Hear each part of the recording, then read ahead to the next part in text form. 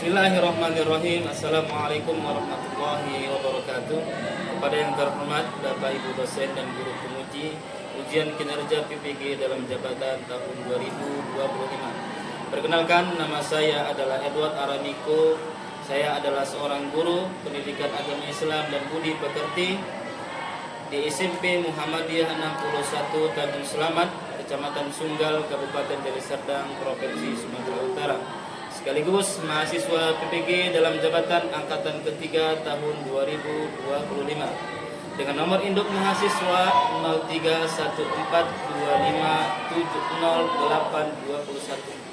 031425708221 dari LPTK UINSU Universitas Islam Sumatera Utara.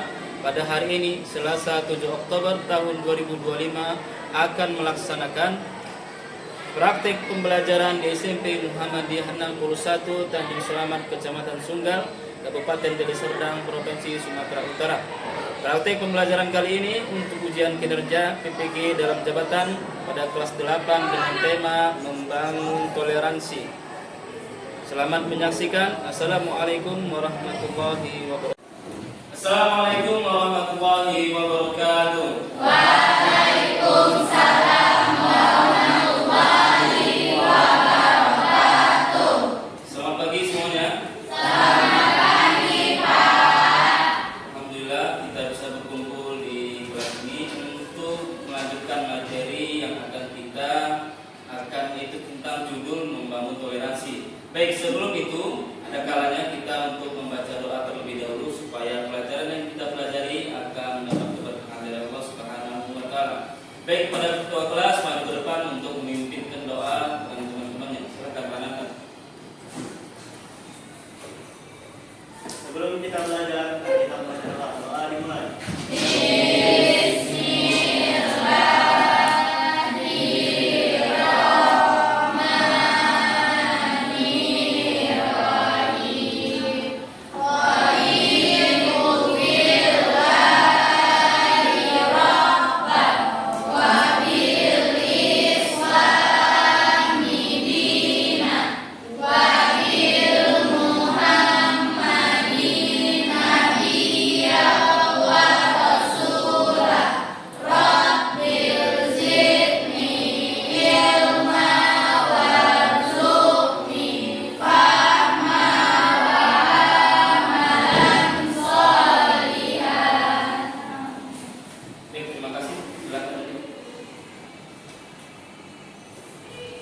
Baik, setelah ini Bapak akan mengabsen nama-nama yang hadir pada hari ini. Kemudian setelah itu, setelah absen akan ada menyanyikan lagu wajib nasional. Baik, saya akan absenkan lagu dulu. Baik, Bapak akan absenkan dulu nama-nama yang hadir pada hari ini. Jadi tolong dijawab yang hadir. Aisyah Nurul Hasanah. Hadir, Pak. Rananda. Hadir, Pak. Medi. Hadir, Pak. Haikal. Hadir, Pak. Alvino. Hadir, Pak. Baik, alhamdulillah semuanya hadir. Kita akan menyanyikan lagu wajib nasional, yaitu lagu Garuda Pancasila yang dipimpin oleh ketua kelas. Silakan ketua kelas maju ke depan untuk memimpin lagu Garuda Pancasila. Garuda Pancasila, akulah pendukungmu. Patriot proklamasi, setia berkorban untukmu. Pancasila negara, rakyat makmur sentosa, pribadi bangsaku. Ayo maju, maju, ayo maju, maju, ayo maju, maju. Baik, sebelum kita lanjut materi yang akan kita bahas untuk hari ini membangun toleransi, ada kalanya kita untuk mengingat dulu materi minggu lalu, yaitu iman kepada Rasul. Iman kepada Rasul itu apa? Yaitu mempercayai bahwasanya Allah itu memiliki utusan, yaitu seorang Rasul. Yang Rasul yang kita percaya dan kita imani itu ada 25 Nabi dan Rasul. Baik, Adapun tujuan pembelajaran pada minggu ini yaitu bagaimana kalian bisa mengerti apa arti toleransi. Kemudian kalian bisa memahami makna surah Al-Hujurat ayat 13 dan apa saja hikmah yang akan kita dapati dalam materi membangun toleransi. Baik, sebelum kita masuk ke dalam materi membangun toleransi, Bapak ingin bertanya terlebih dahulu. Apakah kalian mengetahui tentang apa yang dimaksud dengan toleransi? Ya, jadi silakan. Boleh berdiri. Baik, yang saya tahu toleransi adalah memberikan kebebasan terhadap sesama manusia untuk menjalankan keyakinan dan kehidupan mereka. Baik, terima kasih. Silakan duduk. Kemudian, apakah kalian tahu pada siapa saja sikap toleransi itu dituju? Baik, silakan. Bisa dulu. Nah, baik, jadi sikap toleransi ini harus ditujukan kepada semua orang, bahkan kepada makhluk lain seperti tumbuhan maupun hewan dan juga orang yang masih kita. Baik, terima kasih. Silakan. Kalian apakah tahu apa hikmah dari adanya toleransi? Ya. Silakan. Hikmah toleransi yang pertama menumbuh rasa persaudaraan, yang kedua tumbuhnya sikap saling menghargai antar sesama, dan yang ketiga terhindar dari perpecahan. Baik, terima kasih. Ini akan kita pelajari pada sesi ini. Adapun tujuannya dari pembelajaran ini apa? Agar kalian mengetahui apa makna toleransi. Kemudian ada ayat yang kandungan tentang toleransi, yaitu surah Al-Hujurat ayat 13. Nanti kita akan baca, kita pelajari apa maksud dan makna dari ayat ke-13 dari surah Al-Hujurat. Kemudian hikmah-hikmah atau sikap toleransi, kepada siapa saja kita bertoleransi. Baik, sebelum kita masuk materi, ada baiknya kita melakukan screening terlebih dahulu. Satu, kedua, ketiga, keempat. Baik, terima kasih. Baik, kita akan lanjut ke materi membangun toleransi. Baik, kita lihat slide-nya di layar. Sekarang, apa itu memahami makna toleransi? Apa yang dimaksud dengan toleransi? Kata toleransi itu berasal dari bahasa Latin, yaitu apa? Tolerare. Ya, yang berarti menahan, menanggung, membetahkan, membiarkan, dan tabah. Sedangkan dalam bahasa Arab mempunyai persamaan makna dengan kata tasamuh dari lafaz samiha atau samaha yang artinya ampun, maaf, dan lapang dada menerima keberagaman dan keanekaragaman agama yang dianut dan kepercayaan yang dihayati oleh pihak atau golongan agama dan kepercayaan lain. Nah, itu adalah toleransi. Toleransi beragama. Kalau kita bisa pernah dengar itu toleransi beragama. Kemudian dalam ajaran Islam, toleransi bukan saja sesama manusia, tapi juga terhadap alam semesta, hewan atau binatang dan lingkungan hidup. Bukan hanya kepada manusia atau masyarakat hukum. Itu toleransi juga berkaitan dengan lingkungan hidup dan makhluk-makhluk yang lainnya. Kemudian toleransi beragama yang sering kita dengar adalah masalah yang menyangkut eksistensi keyakinan. Itu keyakinan seseorang yang dianut. Kalau kita sebagai umat muslim itu meyakini Allah Subhanahu wa taala yang telah disembah. Kemudian dalam konteks toleransi antar umat beragama, Islam memiliki konsep yang jelas, yaitu tidak ada paksaan dalam agama, la ikraha fiddin.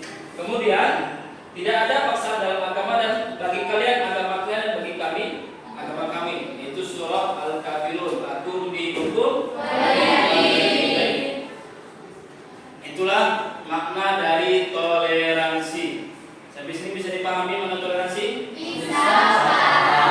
Alhamdulillah. Jadi saya ulangi, toleransi itu adalah hak seorang, yaitu menjalani keyakinannya ataupun keinginannya tanpa ada paksaan oleh orang lain. Kemudian kita masuk dalam dalil ataupun kandungan surah Al-Hujurat, yaitu surah 49 ayat 13. Yang bunyinya, a'udzubillahi minasyaitonir rajim, ya ayyuhan nasu inna khalaqnakum min dzakarin aw untha wa ja'alnakum syu'uban wa qabaila lita'arafu inna akramakum indallahi atqakum innallaha alimun khabir. Ada dalil bahwasanya tentang berbangsa bukan hanya untuk menjatuhkan atau menjelekkan suku yang lain, akan tetapi apa? Lita'arafu, agar kamu bisa saling mengenal. Kemudian maksud makna dari ayat ini adalah dijelaskan bahwa Allah Subhanahu wa taala menciptakan manusia dari seorang laki-laki yaitu Nabi Adam yang kita ketahui, dan seorang perempuan itu Hawa, dan menjadikannya berbangsa-bangsa. Dari keturunan Nabi Adam dan Hawa itu menyebar, yaitu memiliki menjadikan bangsa-bangsa bersuku-suku dan berbeda warna kulit. Tujuannya apa? Bukan untuk saling mencemooh atau menghina ataupun menjelekkan yang lain, tetapi supaya saling mengenal dan menolong. Kemudian ayat ini menjelaskan tata krama dalam hubungan antar manusia pada umumnya. Karena itu panggilan ditujukan kepada manusia, bukan kepada satu kaum atau satu pihak atau satu suku. Semua manusia sama saja derajatnya di sisi Allah. Yang membedakan apa? At-taqwa, yaitu ketakwaan di sisi Allah. Itu makna dari ayat ke-13 surah Al-Hujurat. Kemudian prinsip toleransi. Apa saja prinsip toleransi? Apa itu prinsip toleransi? Yaitu hendaklah setiap muslim berbuat baik pada yang lainnya selama tidak ada sangkut pautnya dengan hal agama. Apalagi kita bermasyarakat, lingkungan kita tidak semuanya minoritas atau mayoritas asal agamanya Islam. Ada yang di sekeliling kita, tetangga kita yang non-muslim. Maka kita sesama berhidup dengan yang lain, maka kita harus membiarkan atau memberikan hak bagi mereka mengikuti atau meyakini keagamaan mereka. Kemudian kita juga berpegang dengan prinsip apa? Lakum dinukum waliyadin, yaitu bagi kamu agama kamu, bagiku agamaku. Kemudian prinsip yang lain apa? Tidak berhubungan dengan perayaan muslim. Kita sebagai orang muslim tidak mencari perayaan orang keyakinan yang lain, kan? Dan juga tidak berhubungan dengan acara maksiat, baik itu muslim ataupun non muslim. Toleransi itu tidak hanya mengikuti atau membiarkan orang lain untuk meyakini keyakinan mereka. Tidak pula kita hanya dikarenakan bahasa toleransi memberikan hak pada orang tidak mengikuti kegiatan mereka. Kita hanya membiarkan kegiatan mereka laksanakan, sedangkan kita tidak mengganggu. Itu makna toleransi. Kemudian prinsip toleransi selanjutnya yaitu toleransi sebatas wilayah muamalah, yaitu bekerjasama dalam perniagaan. Contohnya dalam bekerjasama baik itu sama non muslim bahkan bekerjasama dengan beragama. Kemudian toleransi tidak berkenaan dengan akidah dan ibadah. Baik, ini batasan toleransi yang boleh kita lakukan, yaitu berniaga. Kemudian toleransi itu tidak boleh berkenaan tentang akidah, yaitu keyakinan dan ibadah. Kita boleh membiarkan orang lain yang membawa keyakinan atau melaksanakan keyakinannya masing-masing, tapi kita tidak boleh mengikuti keyakinan mereka. Karena kalau seandainya kita mengikuti keyakinan atau akidah atau ibadah mereka, maka itu bisa menjadi satu cara murtad dari agama yang dianut seseorang. Maka toleransi itu hanya kita memberikan hak orang lain untuk melakukan atau melaksanakan keyakinan mereka. Melanjutkan sikap toleransi. Dalam kehidupan Rasulullah SAW, beliau juga telah menunjukkan diri sebagai orang yang sangat toleransi. Contohnya dalam piagam Madinah, Rasulullah SAW siap bekerja sama dengan orang-orang Muslim, yaitu orang-orang Madinah atau orang Quraisy, untuk saling melindungi kalau diserang musuh. Itu. Jadi, tatkala kita pada masa Nabi SAW itu memiliki kerjasama antar bangsa, antar beragama. Jika kita memiliki pada masa itu memiliki hubungan dengan orang non-Muslim dan memiliki hubungan, maka hubungan itu menjaga untuk saling menjaga antara kabilah satu dengan kaum yang lain. Jika ada kabilah atau kaum yang lain diserang, maka kita wajib membantu kabilah tersebut. Tidak hanya membiarkan. Itu salah satu toleransi dalam beragama yang dicontohkan oleh Rasulullah SAW. Ya, tetap menjalin hubungan kerabat pada orang tua atau saudara non-Muslim. Mungkin di sekitar kita ada mereka yang sudah Islam tapi keluarganya belum Islam. Maka dalam toleransi kita wajib untuk menjalin hubungan tersebut tanpa memutuskan tali persaudaraan. Kemudian selanjutnya tetap berbuat baik kepada orang tua dan saudara. Ini sesama muslim. Banyak di kalangan kita yang mengerti toleransi dengan berbeda keyakinan, tapi tidak paham dengan persaudaraan. Mereka bahkan tidak berbuat baik kepada sanak familinya. Kemudian sikap selanjutnya apa? Boleh memberi hadiah pada non-muslim, tapi dengan catatan tidak pada perayaan ibadah mereka. Contoh pada hari akhir tahun mereka merayakan perpindahan tahun dan perayaan situ, kita tidak boleh memberikan hadiah. Tapi selain hari perayaan mereka maka itu boleh. Paham sampai sini? Kemudian tidak memaksakan kehendak kita kepada orang lain. Contoh kita memiliki sahabat mungkin di luar sana dengan non-muslim, sangat dekat, sangat erat, akan tetapi tidak boleh memaksa kawan tersebut untuk masuk meyakini keyakinan kita. Itu makna atau sikap toleransi yang harus kita jalani. Apalagi kita yang hidup dengan sesama yang mungkin bercampur dengan berbeda keyakinan dengan kita, maka sikap toleransi ini yang harus kita jalani.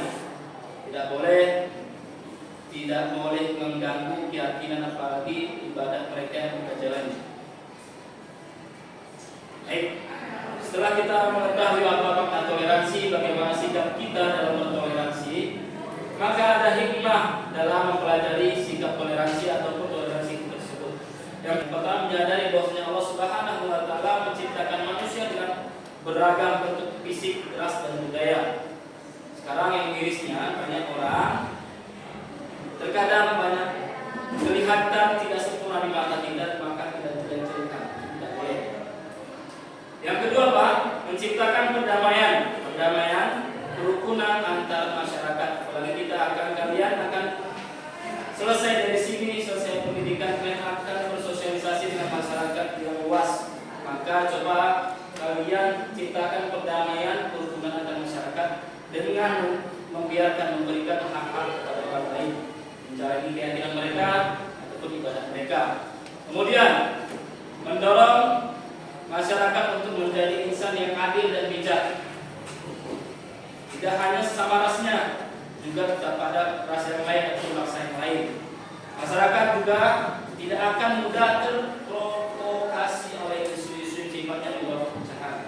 Makanya kalau ada kabar, dan Islam bahkan diajarkan kalau ada seorang yang membawa kabar, maka coba tabayun dulu, koreksi dulu, apakah benar.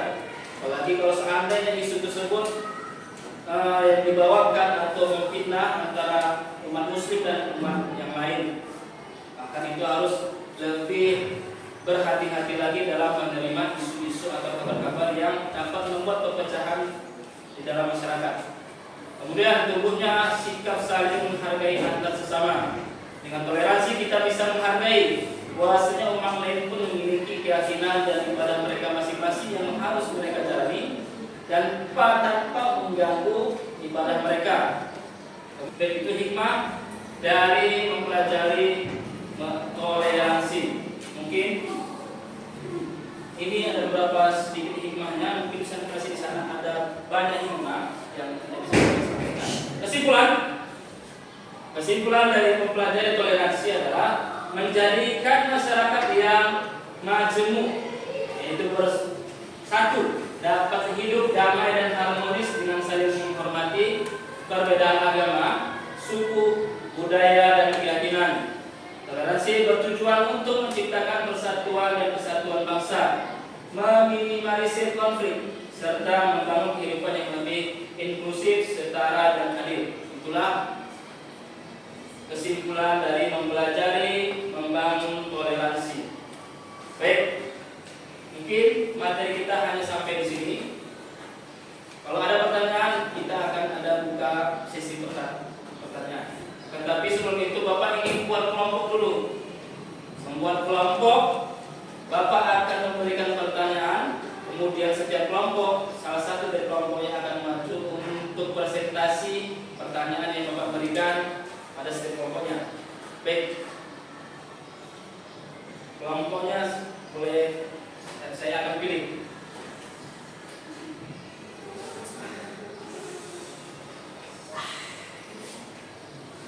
1, 2, 3, 4, 5. Baik, setelah Bapak bagikan kelompoknya masing-masing. Ini kelompok ekspor yaitu kelompok ahli yang akan nanti mempresentasikan pertanyaan-pertanyaan yang akan Bapak beri kepada mereka. Ini ada beberapa pertanyaan, itu mungkin ada 3 pertanyaan yang mungkin akan mereka kerjakan dan akan mereka presentasikan ke depan setiap kelompok yang mewakili kelompoknya masing-masing.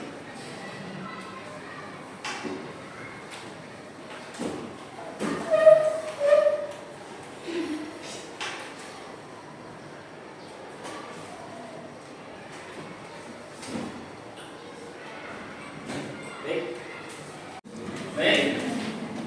Setelah ini kelompok ekspert akan kembali ke tempatnya masing-masing untuk mendiskusikan atau menyampaikan apa yang telah mereka diskusikan di grup mereka di grup ekspert.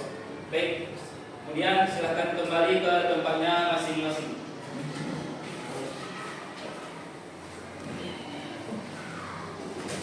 Silakan kembali. Setiap grup atau setiap pemimpin kelompok akan menjelaskan apa yang mereka telah diskusikan di kelompok grup ekspert tadi kepada kelompoknya masing-masing. Jadi setelah saya berdiskusi dengan kelompok ekspert tadi, saya di situ membahas tentang bagaimana cara bersosialisasi dengan orang yang berbeda agama dengan kita.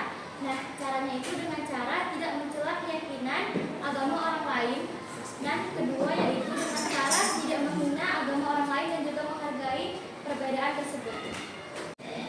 Jadi setelah saya berdiskusi dengan kelompok ahli tadi, di sini kita mengetahui toleransi itu adalah memberikan kebebasan terhadap sesama manusia untuk menjalankan keyakinan dan kehidupan mereka.